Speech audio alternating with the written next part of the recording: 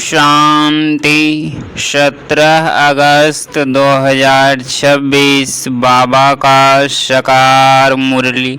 मीठे बच्चे, बाप और दादा की भी वंडरफुल कहानी है। बाप जब दादा में प्रवेश करे तब तुम ब्रह्मा कुमार कुमारी वर्षे के अधिकारी बनो। प्रश्न, निश्चय ड्रामा को जानते हुए भी तुम बच्चों को कौन सा लक्ष्य अवश्य रखना है? उत्तर, पुरुषार्थ गैलप करने का यथार्थ विनाश के पहले बाप की याद में रह कर्मातीत बनने का लक्ष्य अवश्य रखना है। कर्मातीत यथार्थ आयरन एड्स से गोल्डन एड्स बनना पुरुषार्थ का यही थोड़ा सा समय है। इसीलिए विनाश के पहले अपनी अवस्था को अचल अडोल बनाना है। ओम शांति। ओम शांति। यह दोनों कौन कहते हैं? एक था बाबा, एक था दादा। कहानी सुनाते हैं ना। एक था राजा, एक थी रानी। अब यह फिर है नई बातें। एक बाबा, एक दादा। तुम कहेंगे 5000 वर्ष पहले भी एक था शिव बाबा, दूसरा था ब्रह्मा दादा। अब शिव के बच्चे तो सब सभी आत्माएं एक बाप की संतान है। वह तो है ही है। ब्रह्मा के बच्चे ब्राह्मण भी थे। प्रजापिता ब्रह्मा की संतान ब्रह्मा कुमार कुमारियाँ थे। उन्हीं को कौन पढ़ाते थे? शिव बाबा। प्रजापिता ब्रह्मा की यह ब्रह्मा कुमार कुमारियाँ ढेर बच्चे हैं ना। ब्रह्मा कुमार कुमारियाँ मानते हैं बरोबर हम शिव बाबा के बच्चे भी हैं, पौत्रे भी हैं। बच्चे तो है ही, अब पौत्रे बने हैं। ब्रह्मा द्वारा दादे से वर्षा लेने अभी तुमको दादे से वर्षा मिलता है, जिसको शिव बाबा कहते हैं। परंतु ब्रह्मा कुमार कुमारियाँ होने कारण उनको हम दादा कहते हैं। वर्षा दादे से। ब्रह्मा दादा का नहीं, बैकुंठवासी बनने का वर्षा उस बाप से मिलता है। आधा कल्प वर्षा पाते हो, फिर तुमको श्राप मिलता है। रावण से नीचे उतरते आए हो। जैसे कि गृहचारी बैठती है नीचे उतरने की, अभी तुम बच्ची समझते हो हमारी गृहचारी रहो की ये दशा पूरी हुई। रहो की दशा है सबसे बुरी। उच्च ते उच्च बृहस्पति की दशा, फिर रहो की दशा बैठी तो 5 विकारों के कारण हम काले हो गए। अब फिर बाप कहते हैं दे दान तो छूटे ग्रहण। है तुम्हारी बात। उन्होंने फिर सूर्य चंद्रमा का ग्रहण समझ लिया है। जब ग्रहण लगता है दान मांगते। यहाँ बाप तुमको कहते हैं 5 विकारों का दान दो तो ग्रहचारी उतर जाएगी। इस विकारों से ही तुम परमात्मा बने हो। मुख्य है देह अभिमान। पहले ऐसे सतो प्रधान थे, फिर सतो रजो तमो बने। 84 जन्म लिए। यह तो पक्का निश्चय है। बरोबर देवताएं ही 84 जन्म लेते। पहले उन्हें को ही मिलना चाहिए। बाप से गाया भी जाता है आत्माएं परमात्मा अलग रहे बहुकाल। बाप कहते हैं पहले पहले तुमको सतयुग में भेजा था, फिर अभी तुम ही आकर मिले हो। आगे तो सिर्फ गाते थे, उनका यथार्थ अर्थ अभी बाप बैठ समझाते हैं। सभी वेद शास्त्र जप तप स्लोगन आदि जो भी है सबका सार बाप बैठ समझाते हैं। चक्र तो बिल्कुल सहज है। अभी कलयुग और सतयुग का संगम है। लड़ाई भी सामने खड़ी है। यह भी तुमको निश्चय है। सतयुग की स्थापना होती। कलयुग में जितने भी हैं उन सब के शरीर खलास हो जाएंगे। बाकी आत्माएं पवित्र बन हिसाब किताब चुकतू कर जाएगी। यह सबके क़यामत का समय है। आत्माएं शरीर छोड़ चली जाएगी। यह तुम्हारी बुद्धि में अभी है। जब तक हम कर्मातीत अवस्था को पाए तब तक संगम पर खड़े हैं। एक तरफ है करोड़ों मनुष्य, दूसरे तरफ हो सिर्फ तुम थोड़े से।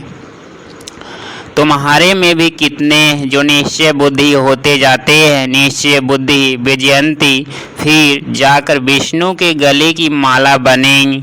एक है रुद्राक्ष की माला, दूसरी है रुंड की माला। उस रुंड माला में छोटी छोटी शक्ल होती है। यह निशानी है हम आत्माएं ही आकर फिर बाप के गले की माला के दाने बनेंगी, फिर यहाँ आएंगी। नंबरवार माला 8 की भी है, 108 की भी है, 16,108 की भी है। अब 16,000 है या 5-10 हजार है, उनका कोई हिसाब नहीं निकाला जाता। यह मालाएं गाई जाती है। बाबा कहते हैं यह सब तुम क्यों विचार करते हो? जितने भी राजाएं कल्प पहले सतयुग त्रेता में बने थे उतने ही बनेंगी। 100 बने या 200-300 बने, यह पूछना नहीं है। बाप कहते हैं तुम जितना नज़दीक आते जाएंगी तो यह सब समझ जाएंगी। आज हम यहाँ है, कल विनाश होगा, फिर सतयुग में थोड़े से देवी देवता होंगे, बाद में वृद्धि को पाते हैं। सतयुग के असर भी दिखाई पड़ते हैं, बाकी लाखों जाकर रहेंगे, फिर लाख रहे वह 9-10 लाख रहे, एक्यूरेट नहीं कर सकते। हाँ, तुम जब एक्यूरेट संपूर्ण बनने के लायक बनेंगे तब तुमको और जास्ती साक्षात्कार हो जाएगा। अभी तो बहुत कुछ समझने का समय पड़ा है, बहुत साक्षात्कार करते रहेंगे। लड़ाई की तैयारियां भी बहुत होती रहती है, सब चीज़ें महंगी होती जाएगी। विलायत में भी अब खूब टैक्स आदि लगते रहेंगे, बहुत महंगाई होकर फिर एकदम सस्ता हो जाएगी। सतयुग में कोई चीज पर खर्चा नहीं होगा, सब खानियाँ आदि भरपूर हो जाएगी। नई दुनिया में वैभव बहुत होते हैं। लक्ष्मी नारायण के पास बहुत वैभव थे ना। श्रीनाथ द्वारे में मूर्तियाँ के आगे भी कितने वैभवों का भोग लगाते हैं, वहाँ बहुत माल बनाते हैं और खाते रहते हैं। कहेंगे हम देवताओं को भोग चढ़ाते, कहेंगे देवताओं को भोग नहीं लगाएंगे तो वह नाराज हो जाएंगे। अब इसमें नाराज होने की तो बात ही नहीं, तुम कोई पर नाराज नहीं होते हो। जानते हो ड्रामा अनुसार यह विनाश होना ही है, कलयुग से बदल कर सतयुग होगा। हम ड्रामा को समझते हैं कि ड्रामा अनुसार अभी नया चक्र शुरू होना है। तुम भी ड्रामा के बस से हो, ड्रामा अनुसार बाप भी आया हुआ है। ड्रामा में 1 मिनट भी नीचे ऊपर नहीं हो सकता है। जैसे बाबा आया तुमने देखा, कल्प बाद भी हो बहु ऐसे होगा। शास्त्रों में तो कल्प की आयु लंबी लिख दी है। अभी तुम बच्चों की बुद्धि में है, बरोबर विनाश सामने खड़ा है। अभी तुम गप कर रहे हो, जानते हो बाप को याद कर, हमको कर्मातीत अवस्था को जरूर पाना है। यथार्थ आयरन एज को गोल्डन एज बनना है। अभी अगर पुरुषार्थ नहीं करेंगी तो पद भ्रष्ट हो जाएगा। हे आत्माएं, अभी तुम पतित बन गई हो, यह भी जानते हो। बहुत किस्म के आएंगे जो और धर्म में बदली हो गए, वह निकल कर आते रहे, प्रार्थ करते रहेंगे बाप से वर्षा पाने के लिए। ब्राह्मण धर्म में आकर फिर देवता धर्म में आएंगे। ब्राह्मण धर्म में नहीं आएंगे तो देवता धर्म में कैसे आएंगे? ब्राह्मण दिन प्रतिदिन वृद्धि होते पाते रहेंगे, देखेंगे विनाश सामने आ गया है, यह तो ठीक कहते हैं। फिर वृद्धि होती जाएगी। ब्राह्मणों को जहाँ वृद्धि को पाकर फूल हो जाएगा, फिर वापिस जाएंगे, देवताओं का झाड़ बढ़ेगा। अभी तुम संगम पर राजयोग सीख रहे हो। इस संगम को कल्याणकारी योग कहा जाता है। संगम का ही गायन है, गंगा सागर का मेला दिखाते हैं, वह सब है भक्ति मार्ग का। यह है ज्ञान मार्ग और ज्ञान सागर से निकली हुई ज्ञान गंगाएं। ज्ञान सागर से पतित पावन अक्षर लगता है, वह समझते हैं यह पतित पावनी गंगा है और फिर गंगा में स्नान करते ही आते। यह नदियाँ तो सतयुग से लेकर चलती आती है। आजकल तो नदियाँ भी कहाँ न कहाँ डूबी हुई, कहाँ कहाँ डुबो देती है। प्रकृति भी तमो प्रधान, सागर भी तमो प्रधान हो पड़ा है। सागर थोड़े ही उछल खाएं तो सब कुछ खलास कर दें। सतयुग में सिर्फ हम थोड़े ही भारत में रहते हैं। यमुना के कंठे पर दिल्ली पाकिस्तान थी, फिर बननी। सतयुग में थोड़ी ही जीव आत्माएं रहती है, फिर धीरे धीरे आते जाते। अभी है कलयुग का अंत, कितने ढेर मनुष्य हो गए। बेहद का नाटक है। जिसको अच्छी रीति समझना है वह कोई अपने को एक्टर समझते भी, परंतु कल 5000 वर्ष का है यह किसको भी पता नहीं है। कहाँ 84 जन्म, कहाँ 84 लाख। अभी तुम रोशनी में हो, तुमको बाप से वर्षा मिलता है। बाप कहते हैं मन मना भव, बाप को याद करना है। शिव भगवानुवाच, भगवान की महिमा में और देवताओं की महिमा में बहुत फर्क है। बाप जो नई रचना रचते हैं उनकी महिमा है सर्वगुण संपन्न। अभी तुम ऐसे बन रहे हो। बाप की महिमा और इनकी महिमा में रात दिन का फर्क है। यह राजयोग है ना, गाया भी जाता है। भगवान राजयोग सिखलाते हैं। वह है निराकार, तो जरूर निराकार से साकार में आना पड़े। भगवान की इतनी महिमा है तो जरूर आना पड़े। उनका जन्म दिव्य अलौकिक है और किसका दिव्य जन्म नहीं गाया जाता। यह भी बच्चों को समझाता है। एक होता है लौकिक बाप, दूसरा है प्रलौकिक बाप, जिसको ही भगवान का याद करते। तीसरा है अलौकिक बाप, यह भी वंडरफुल बाप है। जब प्रलौकिक बाप बच्चों को एडॉप्ट करते हैं तो बीच में यह अलौकिक आ जाता है। प्रजापिता ब्रह्मा के कितने ढेर बच्चे, शिव बाबा आकर ब्रह्मा द्वारा तुमको अपना बनाते। कितने ब्रह्मा कुमार कुमारियां बनते। लौकिक बाप को तो करके 8-10 बच्चे होंगे। अच्छा, शिव बाबा भी प्रलौकिक बाप, उनके तो अनेक बच्चे। सभी आत्माएं कहती है हम सब ब्रदर्स हैं। अभी संगम पर फिर अलौकिक बाप मिलता है। यह ज्ञान तुमको वहाँ नहीं रहेगा। प्रजापिता ब्रह्मा बाप मिलता ही तब है जबकि बाप आकर नई सृष्टि रचते। यह अलौकिक जन्म हुआ ना, इसको कोई समझ नहीं सकती। वह लौकिक, वह प्रलौकिक और यह है संगम युगी अलौकिक बाप।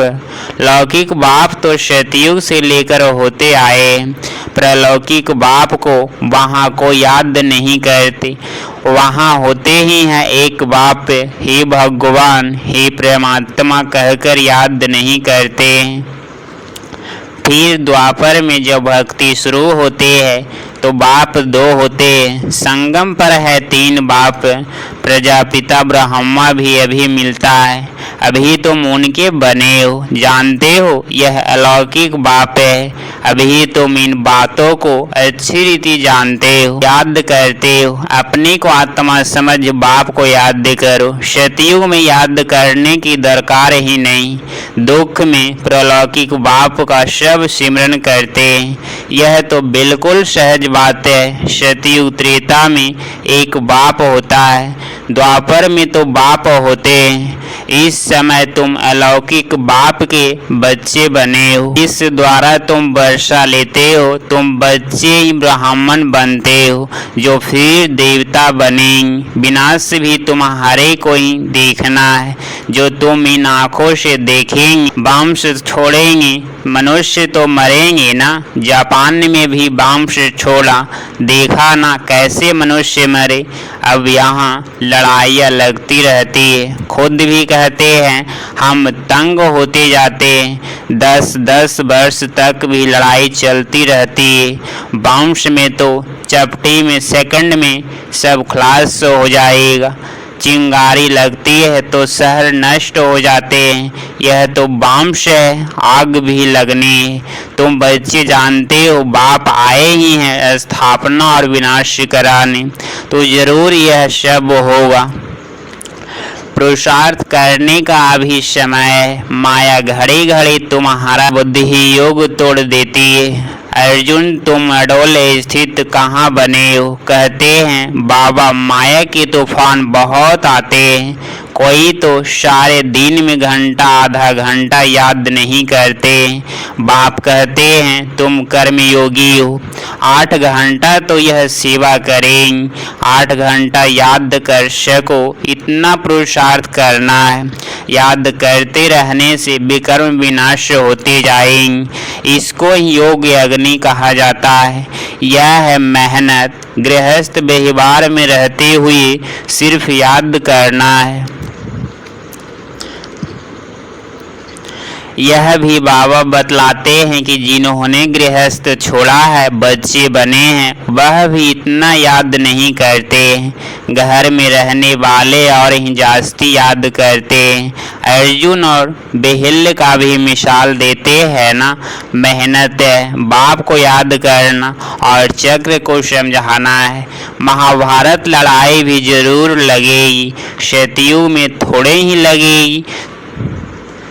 तुम बच्चों को अंधे की लाठी भी बनना है, सबको रास्ता बताना है। बाप को याद करो, चक्र को याद करो, सुदर्शन चक्रधारी बनो। अच्छा, मीठे मीठे सिकलदे बच्चों प्रति माता पिता बाप दादा का याद प्यार और गुड मॉर्निंग।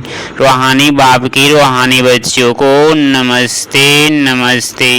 धारणा के लिए मोक्षार पॉइंट नंबर 1, कम से कम 8 घंटा याद में रहने का पुरुषार्थ करना है। अपनी अवस्था चल अडोल रखने के लिए याद का अभ्यास बढ़ाना है, गफलत नहीं करनी है। पॉइंट नंबर 2, यह ड्रामा बिल्कुल एक्यूरेट बना हुआ है, इसीलिए किसी पर भी नाराज नहीं होना है, निश्चय बुद्धि बनना है।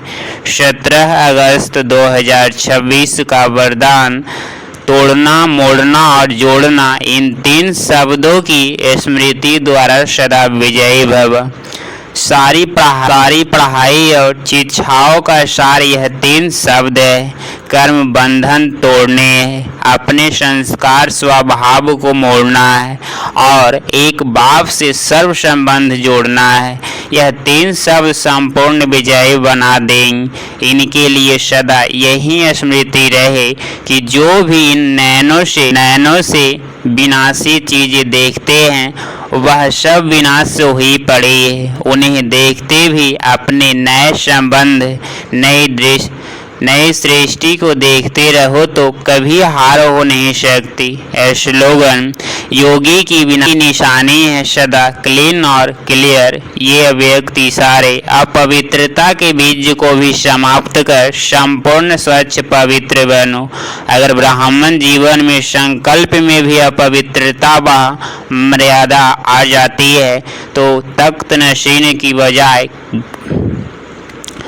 गिरती कला में यथार्थ नीचे आ जाते हो। कोई विकर्म नहीं हुआ, लेकिन व्यर्थ कर्म भी हुआ तो पश्चात के बजाय महसूसता के स्टेज जो होती है, महसूस होते हैं कि यह रॉन्ग है, नहीं होना चाहिए, वह बात कांटे के समान चुभती रहेगी। इसीलिए इस व्यर्थ से भी मुक्त बनो। ओम शांति। अगर आप इस चैनल पर डेली मुरली क्लास सुन रहे हैं तो चैनल को प्लीज़ सब्सक्राइब करें और नोटिफिकेशन ऑल पे क्लिक करें। मिलते हैं अगली मुरली क्लास में। ओम शांति।